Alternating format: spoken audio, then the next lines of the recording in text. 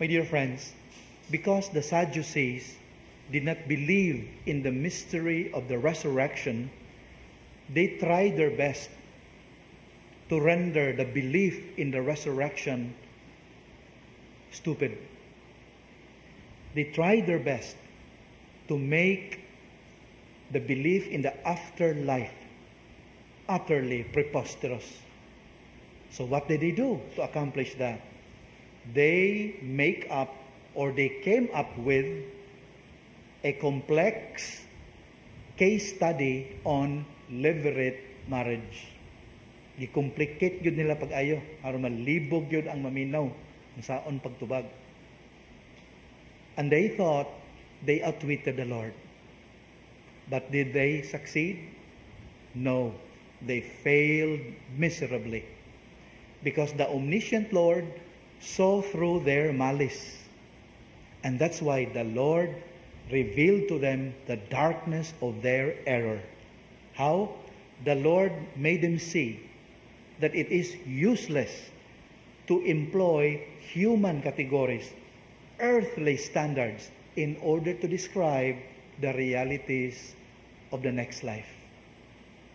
The Lord wanted the Sadducees to understand, in order to describe heaven, earthly categories cannot be used.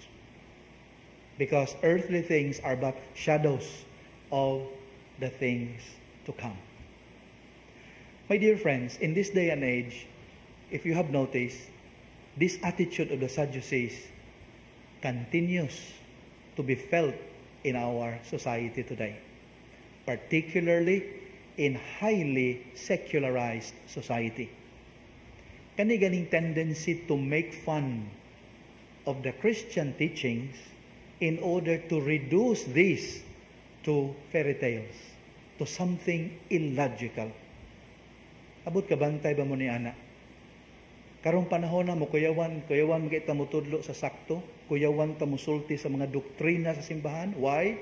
Because of virtue signaling, because of the demand for political correctness, because of inclusivity. Nanamangin ana. Hadlok na ta mo sulti sa tinuod kay naa niya mahiubos.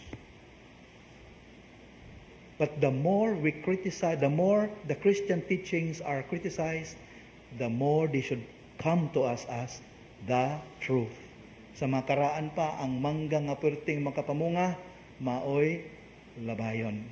Sa tanang pagtulunan, ang Kristohanong pagtulunan, yun mo gipaningkamutan nila nga maguba. Because these truths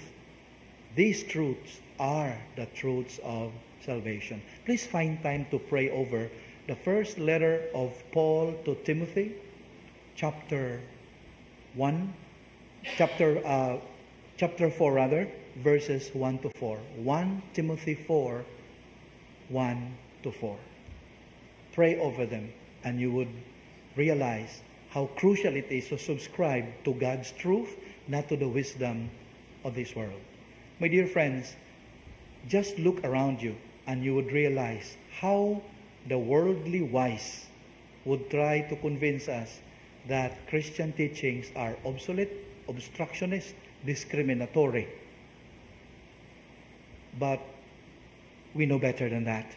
We know that these teachings come from the Lord, and the Lord only has in His mind our salvation.